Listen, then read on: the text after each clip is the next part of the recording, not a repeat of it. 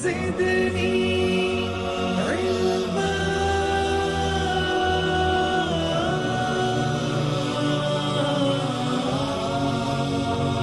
رب زدني علما.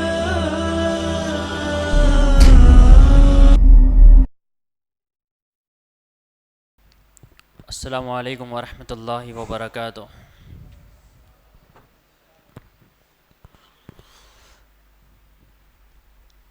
ان الحمد للہ الذی نحمده ونستعینه ونستغفره ونعوذ باللہ من شرور انفسنا ومن سیئات اعمالنا. من يهده الله فلا مضل له ومن يضلل فلا هادي له. وأشهد أن لا إله إلا الله وحده لا شريك له وأشهد أن محمدًا عبده ورسوله. يا أيها الذين آمنوا اتقوا الله حق تقاته ولا تموتن إلا وأنتم مسلمون. يا أيها الناس اتقوا ربكم الذي خلقكم من نفس واحدة وخلق منها زوجها وبث منهما رجالا كثيرا ونساء واتقوا الله الذي تساءلون به والأرحام إن الله كان عليكم رقيبا. يا أيها الذين آمنوا اتقوا الله وقولوا قولا سديدا يصلح لكم أعمالكم ويغفر لكم ذنوبكم ومن يطع الله ورسوله فقد فاز فوزا عظيما. أما بعد فإن خير الحديث كتاب الله وخير الهدي هدي محمد صلى الله عليه وسلم وشر الأمور محدثاتها وكل محدثة بدعة وكل بدعة ضلالة وكل ضلالة في النار. قال الله تبارك وتعالى في القرآن المجيد والفرقان الحميد: أعوذ بالله السميع العليم من الشيطان الرجيم من همزه ونفخه ونفسه. بسم الله الرحمن الرحيم. والذي جاء بالصدق وصدق به أولئك هم المتقون.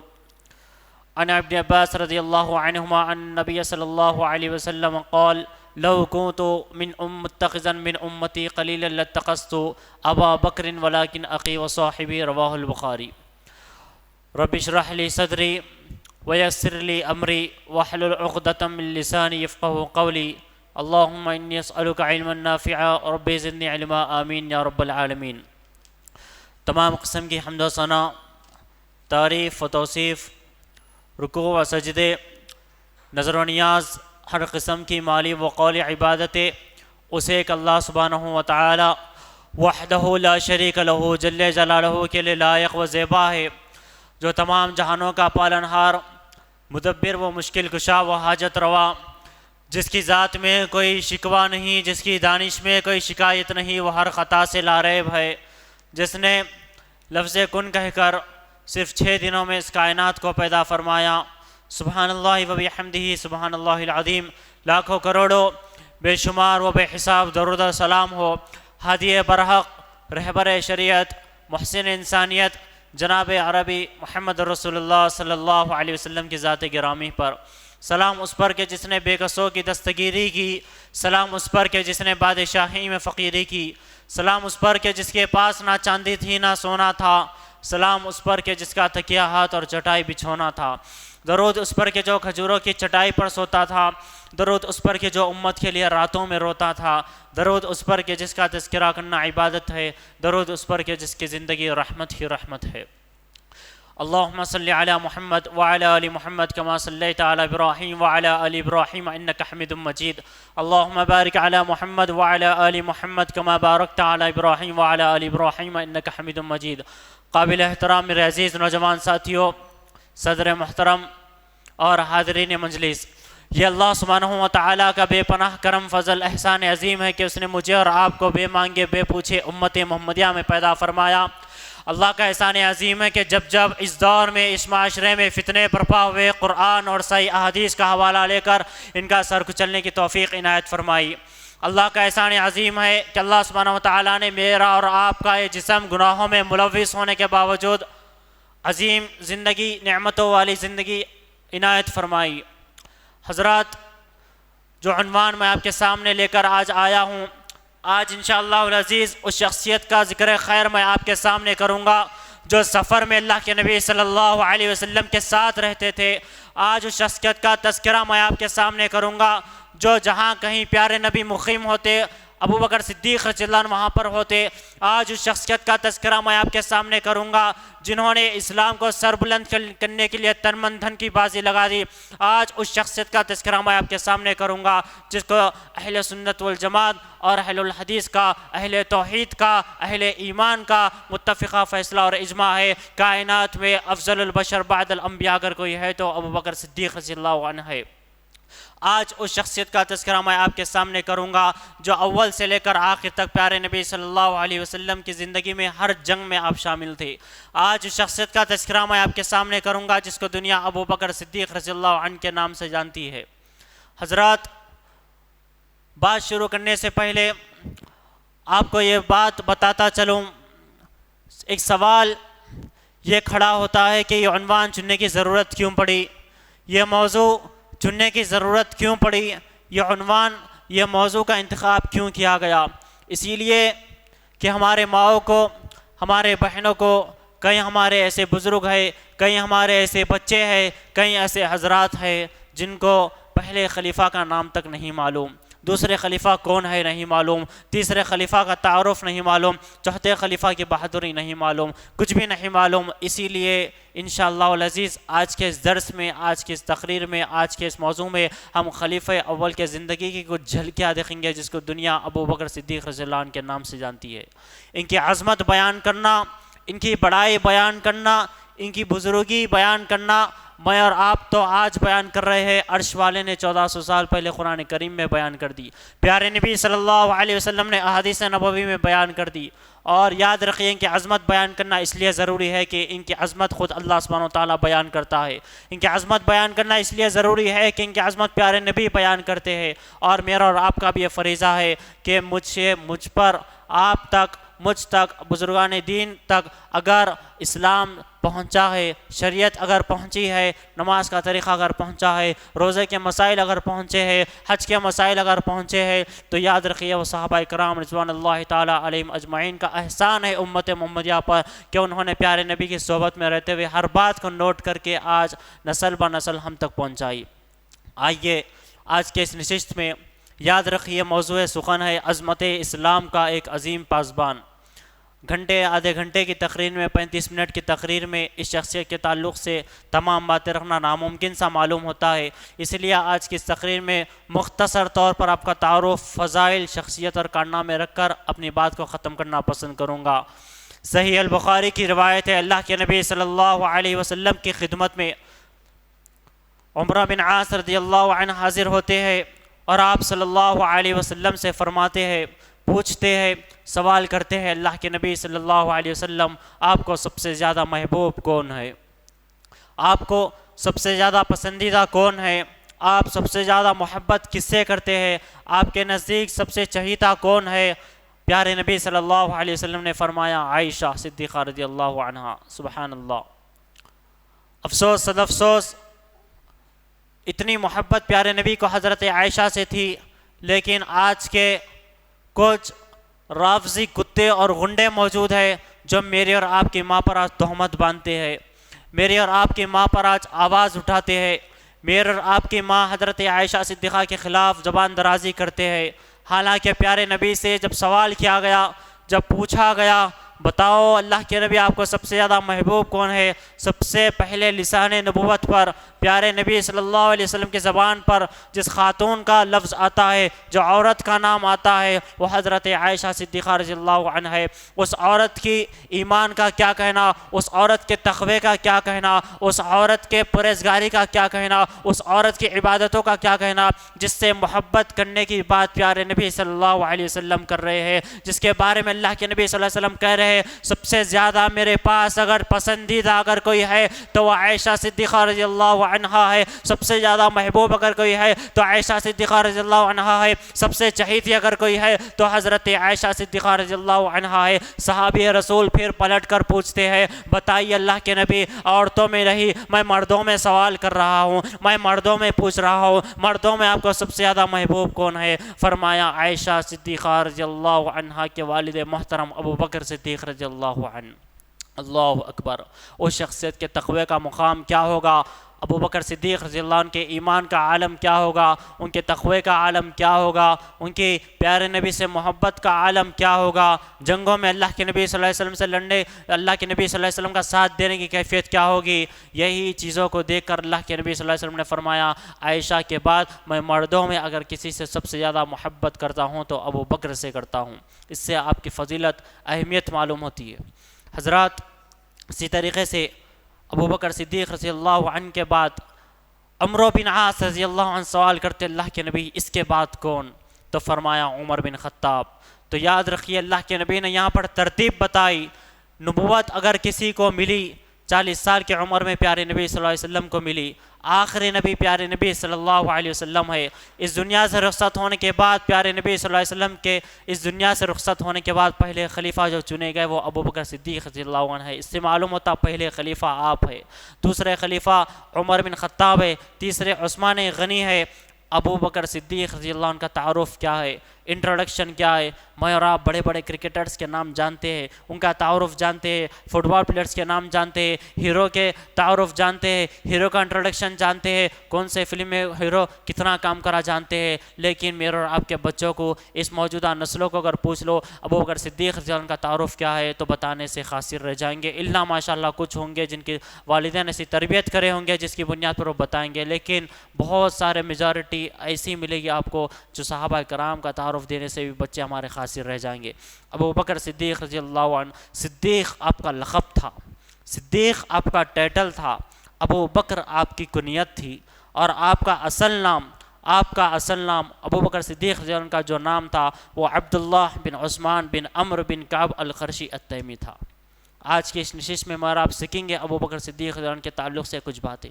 عبداللہ بن عثمان بن عمرو بن کعب القرشی التیمی، قریشی قبیلے سے آپ کا تعلق تھا، قبیلے بنو تمیم سے، بنو تمیم آپ کے قبیلے کا نام تھا۔ پیدائش پیارے نبی صلی اللہ علیہ وسلم کے 2 سال کے بعد ہوتی ہے۔ اللہ کے نبی صلی اللہ علیہ وسلم کی پیدائش کے 2 سال کے بعد ابو بکر صدیق رضی اللہ تعالیٰ عنہ اس دنیا میں تشریف لاتے ہیں، اور ایک مقدس مقام مینا میں آپ کی پیدائش ہوئی، جو مقدس مقامات میں سے ایک ہے، مینا میں آپ کی پیدائش ہوئی۔ اور اسی طریقے سے آپ کے والد کے تعلق سے آتا ہے، آپ کے والد محترم کے تعلق سے آتا ہے، حضرت ابو بکر صدیق رضی اللہ عنہ کے والد محترم بہت عمر دراز عمر کو پہنچنے کے بعد آپ نے ایمان قبول کیا، اسلام قبول کیا۔ ایمان جب قبول کیا اس کا واقعہ یوں آتا ہے، اللہ کے ابو بکر صدیق رضی اللہ عنہ پیٹھ پر بٹھا کر اللہ کے نبی صلی اللہ علیہ وسلم کی خدمت میں اپنے والد محترم ابو قحافہ کو لاتے ہیں اور کہتے ہیں میرے والد محترم ایمان قبول کرنا چاہتے ہیں۔ پیارے نبی نے کہا آپ نے اپنے والد کو کیوں تکلیف دی؟ میں آ جاتا، میرے ہاتھ پہ کلمہ پڑھ لیتے، میں آ جاتا تھا۔ ابو قحافہ یہ بھی صحابی ہے، ان کا بھی رتبہ صحابی کا ہے، آپ ایمان والے نہیں تھے، آپ نے ایمان قبول کیا، اسلام قبول کیا، لہٰذا ایمان کی حالت میں ابو بکر صدیق رضی اللہ عنہ کے والد محترم نے اللہ کے نبی صلی اللہ علیہ وسلم کے ہاتھ پر اسلام قبول کیا، ایمان قبول کیا، اسی لیے آپ بھی صحابی رسول کہلاتے ہیں۔ آپ کے والدہ کے تعلق سے آتا ہے کہ آپ کے والدہ کا نام سلمہ بنت صخر تھا۔ آپ کے والدہ کا نام ابو بکر صدیق رضی اللہ عنہ کے والدہ کا نام سلمہ بنت صخر تھا۔ ام خیر آپ کی کنیت تھی، ابو بکر صدیق اکبر رضی اللہ عنہ کی کنیت تھی، ابو قحافہ صدیق اکبر رضی اللہ عنہ کے والد محترم کی کنیت تھی، اور ام خیر جو ہے وہ ابو بکر صدیق رضی اللہ عنہ کے والد محترمہ کی قبیلے کا نام تھا، قبیلے سے تھی۔ اسی طریقے سے آپ کے والدے کے تعلق سے آتا ہے کہ آپ نے اسلام بہت ابتدائی دور میں قبول کر لیا، آپ نے ایمان بہت ابتدائی دور میں قبول کر لیا۔ ابو بکر صدیق رضی اللہ عنہ ایمان لانے میں سب سے پہلے ایمان لانے میں سب سے پہلے تھے۔ پیارے نبی صلی اللہ علیہ وسلم کو جب نبوت ملی، جب آپ نے نبوت کا اعلان کیا، کوہ صفا کی پہاڑی پر چڑھ کر یہ فرمایا تھا قولوا لا الہ الا اللہ تفلحون، کہہ دو اپنی زبانوں سے کہ اللہ کے سوا کوئی معبود برحق نہیں، کامیاب ہو جاؤ گے، کامران ہو جاؤ گے، کامیابی تمہاری قدم چون لے گی۔ ابتدائی دور میں سب سے پہلے خواتین میں، عورتوں میں جو عورت اسلام قبول کی تھی وہ حضرت خدیجہ رضی اللہ عنہ پیارے نبی صلی اللہ علیہ وسلم کی پہلی بیوی تھی۔ اور اسی طریقے سے مردوں میں سب سے پہلے اسلام قبول کرنے والے حضرت ابوبکر صدیق رضی اللہ عنہ۔ اس سے بھی آپ کی فضیلت معلوم ہوتی ہے کہ ایمان اور اسلام قبول کرنے والے مردوں میں سب سے پہلے اگر کسی کا نام تھا تو ابوبکر صدیق رضی اللہ عنہ کا نام تھا۔ اسی طریقے سے ابوبکر صدیق رضی اللہ عنہ نے کل 4 نکاح کیے تھے۔ ایمان قبول کرنے سے پہلے، اسلام قبول کرنے سے پہلے 2 نکاح کیے تھے، ایمان قبول کرنے کے بعد 2 نکاح کیے تھے۔ ایمان لانے سے پہلے جن عورتوں سے آپ نے نکاح کیا تھا ان کے نام ہے ختیلہ بنت عبد العزیٰ، ام زمان۔ اور ایمان لانے کے بعد جن خواتین سے آپ نے نکاح کیا تھا وہ اسماء بنت امیس رضی اللہ عنہ اور حبیب بنت خارجہ بنت زید رضی اللہ عنہ تھی۔ اور ختیلہ بنت عبد العزیٰ جو اولاد ہوئی، ختیلہ بنت عبد العزیٰ جو پیارے ابوبکر صدیق رضی اللہ عنہ کی ایمان لانے سے پہلے، اسلام قبول کرنے سے پہلے جب ان سے نکاح کیا تھا، ان سے جو اولادیں ہوئی ان کا نام سر فہرست اس طریقے سے آتا ہے۔ ختیلہ بنت عبد العزیٰ سے جو اولاد ہوئی ان کا نام عبداللہ بنت ابوبکر تھا، ایک بیٹا، اور اسی طریقے سے ایک بیٹی اسماء بنت ابوبکر صدیق رضی اللہ عنہ۔ کیا سیکھا میں نے اور آپ نے اب تک؟ ابوبکر صدیق رضی اللہ عنہ کا جو لقب تھا وہ صدیق اکبر تھا۔ ابوبکر کنیت تھی، نام عبداللہ بن عثمان بن عمر، عبداللہ بن عثمان بن عمر بن کعب القرشی التمی، القریشی قبیلے سے آپ کا تعلق تھا، تمیم آپ کے قبیلے کا نام تھا۔ اسی طریقے سے آپ کے والد کے تعلق سے میں نے اور آپ نے یہ سیکھا کہ ابوبکر صدیق رضی اللہ عنہ کے والد محترم بہت عمر دراز کو پہنچنے کے بعد نے اپنے ایمان قبول کیا۔ آپ کے والدہ کے تعلق سے یہ سیکھا کہ آپ کی والدہ کا نام سلمہ بنت صخر تھا، ابو ام خیر آپ کے والدہ کی کنیت تھی، اور ابتدائی دور میں ایمان لانے والوں میں تھی۔ جب ابوبکر صدیق رضی اللہ عنہ نے جو ایمان لانے سے پہلے 2 نکاح کیے، ایمان لانے کے بعد 2 نکاح کیے۔ 4 بیویوں کے نام بھی میں نے آپ کے سنائے، اور پہلی بیوی سے جو اولاد ہوئی وہ عبداللہ بن ابوبکر، ایک بیٹا، اسماء بنت ابوبکر صدیق رضی اللہ عنہ، یہ ایک بیٹی۔ اسی طریقے سے ام زمان سے جو اولاد ہوئی اس کا نام عبد الرحمن بن ابوبکر اور حضرت عائشہ صدیقہ رضی اللہ عنہ۔ یہ کل 4 نکاح کرے تھے، 2 بیٹے 2 بیٹیاں، 2 بیٹے 2 بیٹیاں، 4 بیویوں سے۔ اسی طریقے سے اسماء بنت امیس رضی اللہ عنہ، محمد بنت ابوبکر، حبیب بنت خارجہ سے ام کلثوم پیدا ہوئی۔ ابوبکر صدیق رضی اللہ عنہ کی وفات 63 سال میں ہوئی۔ جب پیارے نبی نے نبوت کا اعلان کیا تھا، ابوبکر صدیق رضی اللہ عنہ کے تعلق سے یہ آتا ہے کہ آپ نے ایک مرتبہ اللہ کے نبی سے خوب اصرار کیا کہ کھل کے دعوت کریں گے، کھل کے توحید کی دعوت دیں گے، کھل کے لوگوں کو ایمان کی دعوت دیں گے، کھل کے لوگوں کو اسلام کی دعوت دیں گے۔ تو اتنا اصرار کیا، اللہ کے نبی نے کہا نہیں مشکل ہوگی ابوبکر، مشکل ہوگی، لیکن آپ نے اتنا اصرار کیا کہ اللہ کے نبی نے اجازت دے دی، جاؤ کھل کے دعوت دو۔ اللہ کے نبی صلی اللہ علیہ وسلم کے فرمان پر مکہ مکرمہ میں آتے ہیں، کعبے کے صحن میں آتے ہیں، ابوبکر صدیق رضی اللہ عنہ لوگوں کو کھلے عام اللہ کی دعوت دیتے ہیں، توحید کی دعوت دیتے ہیں، رسالت کی دعوت دیتے ہیں۔ تو یاد رکھیے، تو جو لوگ غیر اللہ کی عبادت کرنے والے تھے، جو لوگ اللہ کے علاوہ کسی اور کو پوجنے والے تھے، پورے مل کر ابوبکر صدیق رضی اللہ عنہ کو مارتے ہیں، پیٹتے ہیں، اتنا مارتے، روایت میں آتا ہے کہ آپ کے سامنے کا اور پیچھے کا چہرہ، پیچھے کا حصہ پہچانا نہیں جا رہا تھا۔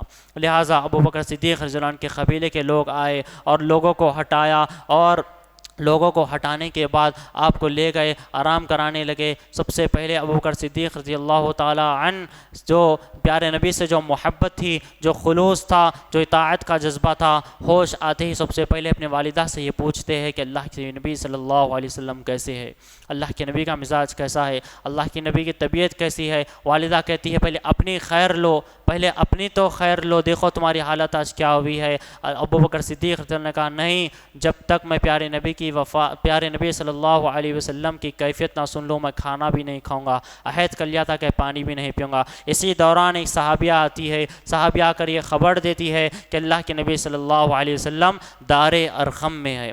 دار ارقم میں موجود ہے، خیریت سے ہے، اطمینان سے ہے۔ ابو بکر صدیق رضی اللہ عنہ نے کہا نہیں مجھے اطمینان نہیں ہوا، میں جب تک اللہ کے رسول صلی اللہ علیہ وسلم سے مل نہ لوں مجھے چین نہیں آئے گا۔ لہٰذا آپ کو وہ صحابیہ اور آپ کی والد محترمہ اٹھاتی ہے، اٹھا کر دار ارقم میں لے جاتی ہے۔ اللہ کے نبی صلی اللہ علیہ وسلم سے ابو بکر صدیق رضی اللہ عنہ کی ملاقات ہوتی ہے۔ ابو بکر صدیق رضی اللہ تعالیٰ عنہ خیریت پوچھتے ہیں، سلام کرتے ہیں، اللہ کے نبی سلام کا جواب دیتے ہیں، جب جا کے ابو بکر صدیق رضی اللہ عنہ کا دل اطمینان کو پہنچتا ہے۔ یہ تھی ابو بکر صدیق رضی اللہ عنہ سے پیارے نبی صلی اللہ علیہ وسلم کی محبت اور پیارے نبی صلی اللہ علیہ وسلم کی ابو بکر صدیق رضی اللہ عنہ سے محبت۔ اسی طریقے سے ابو بکر صدیق رضی اللہ عنہ کے اخلاق انتہائی مثالی تھے۔ گویا دیکھیے اللہ کے نبی صلی اللہ علیہ وسلم کی زندگی دیکھ لیجئے اور ابو بکر صدیق رضی اللہ عنہ کی زندگی دیکھ لیجئے، ایک آئینہ ہے، گویا ایک آئینے کی طرح، عکس کی طرح ہے۔ اللہ کے نبی کے اخلاق ویسے ہی تھے، صدیق اکبر رضی اللہ عنہ کے اخلاق بھی ویسے ہی تھے۔ پیارے نبی صلی اللہ علیہ وسلم کی اطاعت کا جذبہ اتنا تھا، اللہ کے نبی جو حکم کرتے ابو بکر صدیق رضی اللہ عنہ فوراً اس کو بجا لاتے۔ آپ کے اخلاق انتہائی بڑے اچھے تھے، آپ کے کردار بڑے تھے اور آپ انتہائی تقوی والے بھی تھے اور بہت متقی اور پارسا بھی تھے۔ اسی طریقے سے صحیح البخاری کی روایت ہے، انس بن مالک رضی اللہ عنہ اس راوی ہے، اللہ کے نبی صلی اللہ علیہ وسلم، حضرت ابو بکر صدیق رضی اللہ عنہ، حضرت عمر بن خطاب رضی اللہ عنہ، حضرت عثمان بن عفان رضی اللہ عنہ، یہ تینوں مل کر اور پیارے نبی صلی اللہ علیہ وسلم چاروں مل کر احد پہاڑ پر چڑھتے ہیں تو احد پہاڑ کانپنے لگتا ہے، تھرانے لگتا ہے، ادب کے مارے، احترام کے معنی کانپنے لگتا ہے۔ اللہ کے نبی صلی اللہ علیہ وسلم احد پہاڑ سے مخاطب ہو کے کہتے ہیں، اے احد پہاڑ سنبھل جا، قرار پکڑ، تجھ پر ایک نبی، ایک صدیق اور 2 شہید ہے۔ اس حدیث سے معلوم ہوتا ہے کہ اللہ کے نبی صلی اللہ علیہ وسلم نے عمر بن خطاب اور عثمان غنی رضی اللہ عنہ کو یہ شہادت کی خوشخبری دے دی تھی کہ ایک صدیق تجھ پر ہے، ایک نبی تجھ پر ہے اور 2 شہید موجود ہے۔ حضرات اسی طریقے سے ایک عورت اللہ کے نبی صلی اللہ علیہ وسلم کے پاس وعدہ لینے کے لیے آتی ہے، ایک مشورہ لینے کے لیے آتی ہے۔ اللہ کے نبی صلی اللہ علیہ وسلم نے کہا پھر آنا۔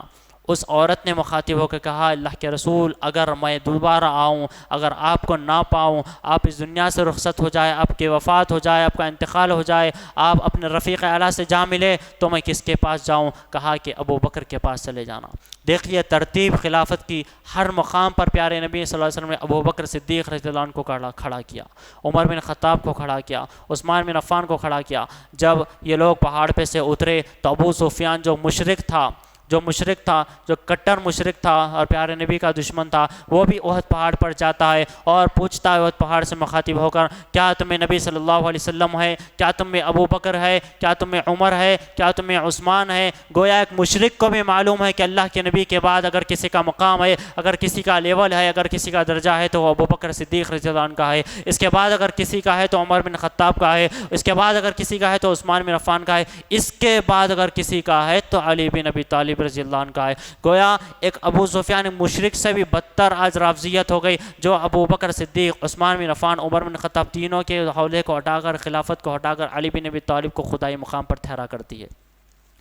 اسی طریقے سے فضائل میں جو بات آتی ہے ابو بکر صدیق رضی اللہ عنہ کی، سب سے پہلی فضیلت جو ہے ابو بکر صدیق رضی اللہ عنہ کی، چند منٹوں میں اپنی بات کو میں ختم کروں گا، وہ یہ ترمذی کی حدیث ہے، آپ کی بیٹی خود عائشہ صدیقہ رضی اللہ عنہ اس حدیث کے راوی ہے۔ اللہ کے نبی صلی اللہ علیہ وسلم نے ابو بکر صدیق رضی اللہ عنہ کو دنیا میں ہی جنتی ہونے کی بشارت دے دی، جہنم سے بچنے کی بشارت دے دی۔ اللہ کے نبی صلی اللہ علیہ وسلم نے فرمایا کہ ابو بکر صدیق رضی اللہ عنہ تم جہنم سے آزاد کردہ ہو، تم جہنم سے بری ہو۔ دنیا میں 10 صحابہ میں سے یہ وہ پہلے صحابی ہے، پہلے خلیفہ ہے، پہلے شخص ہے، پہلے آدمی ہے جس کو دنیا میں جنت کی بشارت دی گئی، جہنم سے بچنے کی بشارت دے دی گئی۔ دوسری فضیلت آپ صلی اللہ علیہ وسلم نے فرمایا تم جہنم سے اللہ کے آزاد کردہ ہو، اس دن سے ان کا نام عتیق رکھ دیا گیا۔ عتیق کہتے ہیں جہنم سے آزاد ہونے والے انسان کو، جہنم سے بری ہونے والے انسان کو، جہنم سے نجات پانے والے انسان کو۔ تو سب سے پہلی فضیلت حضرت ابو بکر صدیق رضی اللہ عنہ کی ہے، وہ یہ کہ دنیا میں ہی اللہ کے نبی صلی اللہ علیہ وسلم نے آپ کو جہنم سے بچنے کی خوشخبری دے دی۔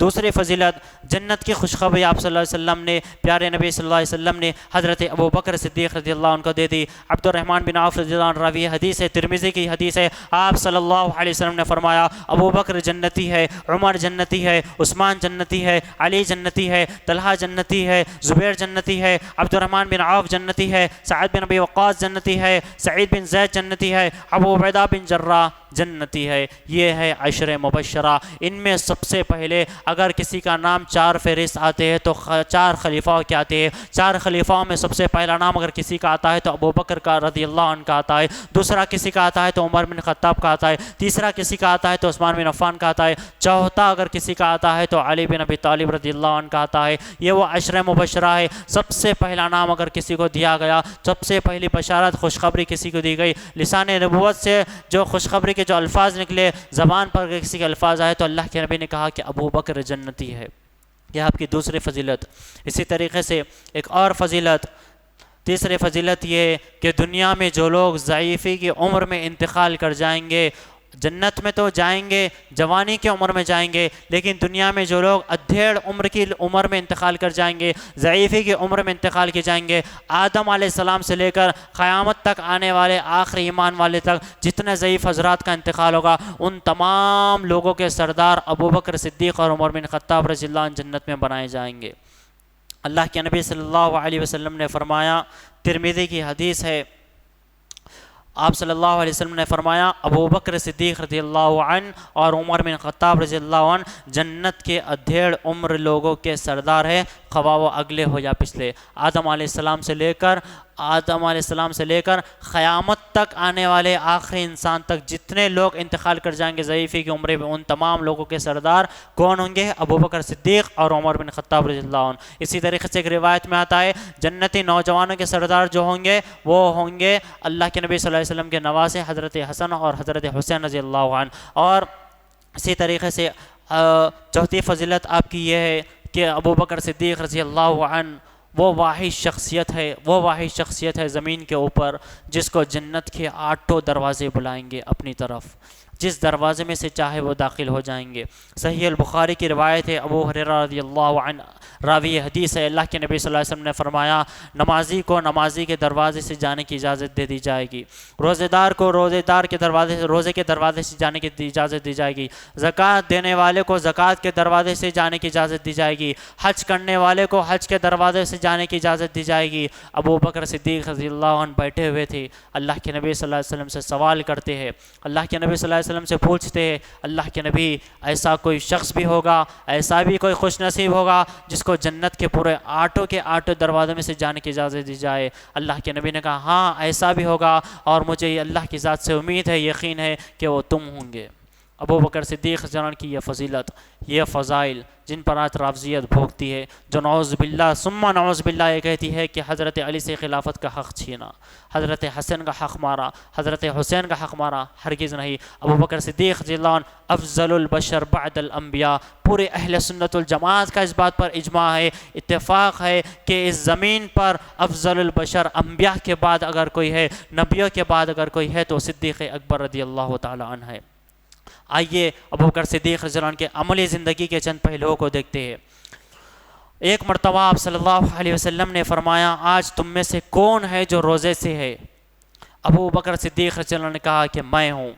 پھر اللہ کے نبی نے فرمایا آج کون ہے جس نے نماز جنازہ ادا کی اور اس مردے کی تدفین کی؟ ابو بکر صدیق رضی اللہ عنہ نے کہا کہ میں ہوں۔ پھر آپ صلی اللہ علیہ وسلم نے فرمایا تم نے آج کس نے مسکین کو کھانا کھلایا؟ حضرت ابو بکر صدیق نے کہا کہ میں۔ پھر اللہ کے نبی نے کہا آج تم نے سے کس نے مریض کی عیادت کی؟ ابو بکر صدیق رضی اللہ عنہ نے کہا کہ میں۔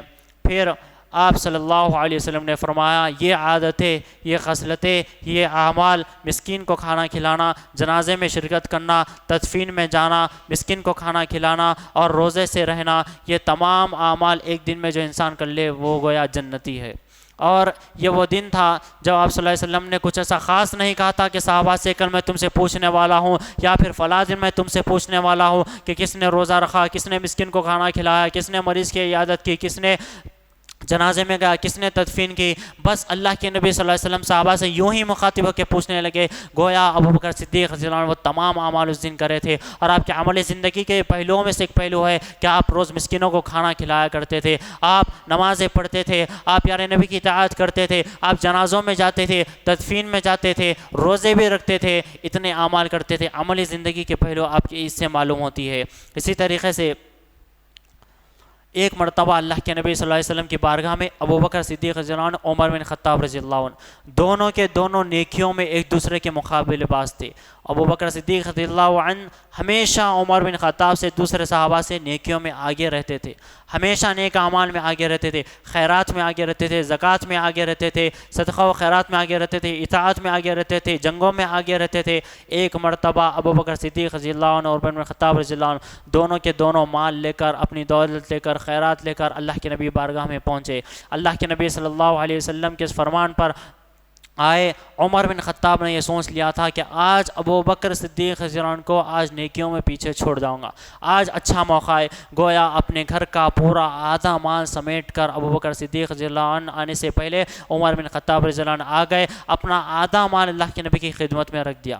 اس کے بعد ابو بکر صدیق رضی اللہ عنہ آئے، اللہ کے نبی صلی اللہ علیہ وسلم نے اپنی دولت رکھی، اپنے خدمت میں سرمایہ رکھا، اپنی شہرت، اپنی جتنے بھی چیز تھے تمام کی تمام دولت لے کے آ کے اسلام کے لیے اللہ کے نبی صلی اللہ علیہ وسلم کی بارگاہ میں رکھی۔ دونوں کا مقابلہ ہوا۔ اللہ کے نبی نے عمر بن خطاب سے پوچھا کہ تم کیا لائے ہو؟ عمر بن خطاب رضی اللہ عنہ نے کہا کہ میں آدھے گھر کو چھوڑ کر آدھا مال آپ کی بارگاہ میں لے کے آیا ہوں، آدھا مال چھوڑ کر 50% مال چھوڑ کر 50% مال آپ کی بارگاہ میں لے آیا ہوں۔ ابو بکر صدیق رضی اللہ عنہ سے سوال ہوا، عمر بن خطاب سن رہے تھے اللہ کے نبی صلی اللہ علیہ وسلم کے فرمان پر، اب ابو بکر کیا کہیں گے؟ ابو بکر صدیق رضی اللہ عنہ نے کہا میں تمام مال لے کر آیا ہوں، صرف اللہ اور اس کے رسول اور اس کے تعلیمات کو گھر میں چھوڑ کر آیا ہوں۔ عملی زندگی کے پہلوؤں میں، خیرات میں، صدقے میں اتنے آگے کہ اپنے تمام دولت کو ابو بکر صدیق رضی اللہ عنہ نے اللہ کے نبی صلی اللہ علیہ وسلم کی خدمت میں رکھ دیا۔ اسی طریقے سے حضرات ابو بکر صدیق رضی اللہ عنہ ہر کام اللہ کے رضا کے لیے کرتے تھے، اور آپ کا ایک معمول یہ بھی تھا کہ آپ غلاموں کو بہت زیادہ آزاد کرتے تھے، اور جن غلاموں کو آپ نے آزاد کیا ان میں سر فہرست نام حضرت بلال رضی اللہ عنہ کا آتا ہے۔ سورہ لیل میں اللہ سبحانہ وتعالیٰ نے فرمایا وَسَيُجَنَّبُهَا الْأَتْقَى الَّذِي يُؤْتِي مَالَهُ يَتَزَكَّى وَمَا لِأَحَدٍ عِندَهُ مِن نِعْمَةٍ تُجْزَى إِلَّا ابْتِغَاءَ وَجْهِ رَبِّهِ الْأَعْلَى وَلَسَوْفَ يَرْضَى، جو پاکی حاصل کرنے کے لیے، جو اپنے نفس کو پاک کرنے کے لیے اپنے مال کو دیتا ہے، کسی کا اس پر احسان نہیں کہ جس کا بدلہ دیا جا رہا ہو، بلکہ صرف اپنے پروردگار وہ بزرگ و برتر کے رضا کے لیے چاہنے کے لیے وہ مال دیتا ہے، یقیناً وہ اللہ بھی اس سے راضی ہو جائے گا۔ ابو بکر صدیق رضی اللہ عنہ کی عادت تھی کہ آپ روز غلاموں کو آزاد کرتے تھے۔ جو غلام تھے حضرت بلال کو آپ نے آزاد کیا، کئی 7-8 غلاموں کو آپ نے آزاد کیا، اس میں سب سے پہلا نام حضرت بلال رضی اللہ عنہ کا نام آتا ہے، اور آپ نے بہت زیادہ دولت دے کر حضرت بلال کو آزاد کرایا۔ اس سے بھی عملی زندگی کا ایک پہلو معلوم ہوتا ہے کہ اللہ کے نبی صلی اللہ علیہ وسلم سے محبت اتنی تھی، اللہ سبحانہ وتعالیٰ سے محبت اتنی تھی کہ اللہ اور اس کے رسول کی اطاعت کے لیے، اللہ کی فرما برداری کے لیے، اللہ کی رضا کے لیے، اللہ کو خوش کرنے کے لیے، اللہ کے اپنے اعمال پسند آنے کے لیے ابو بکر صدیق رضی اللہ عنہ روزے رکھتے تھے، مسکین کو کھانا کھلاتے تھے، جنازوں میں جاتے تھے، تدفین میں جاتے تھے، مریض کی عیادت کرتے تھے، غلاموں کو آزاد کیا کرتے تھے۔ اسی طریقے سے بہت زیادہ متقی انسان تھے حضرت ابو بکر صدیق رضی اللہ عنہ، بہت زیادہ متقی انسان تھے۔ اور یاد رکھیے ابو بکر صدیق رضی اللہ عنہ نے اس وقت اللہ کے نبی کا ساتھ دیا جب اللہ کے نبی صلی اللہ علیہ وسلم کی مدد کرنا تو دور، لوگ آپ کو تکلیف دے رہے تھے۔ ایک مرتبہ یہ ہوا کہ اللہ کے نبی صدیق آپ کا جو لقب پڑا وہ اس واقعے سے پڑا کہ اللہ کے نبی صلی اللہ علیہ وسلم جب معراج پہ جا کے آئے، جب آپ نے جنت کی سیر کی، جب آپ نے جہنم کی سیر کی، جب آ کے دنیا والوں کو بتانے لگے، لوگوں کو بتانے لگے، تو لوگ آپ کا نعوذ باللہ مذاق اڑانے لگے۔ مشرکین مکہ ابو بکر صدیق رضی اللہ عنہ کے پاس آتے ہیں، کہتے ہیں کہ دیکھو تمہارا ساتھی نعوذ باللہ محمد صلی اللہ علیہ وسلم ایسے ایسے باتیں کرتے ہیں۔ ابو بکر صدیق رضی اللہ عنہ نے کہا کہ اگر اللہ کے نبی نے اگر جنت کی سیر کی، جہنم کی سیر کی، اور اللہ کے نبی ایسا کہہ رہے ہیں کہ میں نے مسجد حرام سے مسجد اقصیٰ تک کا سفر کیا تو یقیناً میں ماننے تیار ہوں. اسی لیے آپ کو صدیق اکبر کا لقب پڑا. اسی لیے قرآن نے بھی کہا والذی جاء بالصدق وصدق به اولئک هم المتقون. جو سچے دین کو لے آئے, سچائی کو جس نے قبول کیا, یہی لوگ پارسا ہے, یہی لوگ متقی ہے. یہ آیت ابو بکر صدیق رضی اللہ عنہ کے بارے میں اتری. اور جو خطبہ مسنہ میں میں نے آپ کے سامنے جو حدیث رسول پیش کی, اس کے بارے میں اللہ کے نبی صلی اللہ علیہ وسلم نے فرمایا اگر امت میں اگر لوگوں میں کسی کو جانی دوست بناتا تو ابو بکر کو بناتا, لیکن وہ میرے دینی بھائی اور دینی ساتھی ہے. اس میں اللہ کے نبی نے دوست اور بھائی کا مقام بتایا. آپ نے اپنے صدیق اکبر رضی اللہ عنہ کو اپنا بھائی قرار دیا. اللہ کے نبی صلی اللہ علیہ وسلم کے صحابی خلیفہ اول بہت زیادہ متقی تھے. ایک مرتبہ ایک کاہن ایک جادوگر ابو بکر صدیق رضی اللہ عنہ کے پاس آتا ہے اور کچھ کھانے کی چیز لاتا ہے. جب ابو بکر صدیق کھا لیتے ہیں تو وہ کہتا ہے کہ یہ تو حرام کی دولت کے